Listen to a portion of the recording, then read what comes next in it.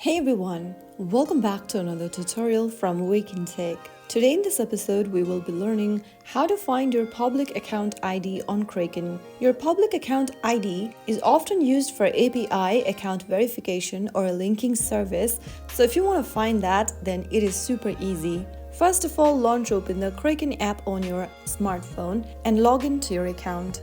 After you're signed into your Kraken account's homepage, go ahead and tap on your name initial at the top left corner. From the expanded menu that pops up on the screen, click on your name at the top.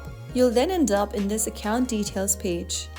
To find your public account ID, look for the public account ID option over here and then tap on it to copy your public account ID to your device's clipboard. Your public account ID will appear in alphanumeric code separated from your username. After you copy your ID, you can store it securely. Don't share it publicly unless needed for a safe purpose. So there you have it. That is how you can easily find your public account ID on Kraken. If you found the video helpful, don't forget to like, share and subscribe to our channel. I will be back again in the next episode. Thanks for watching.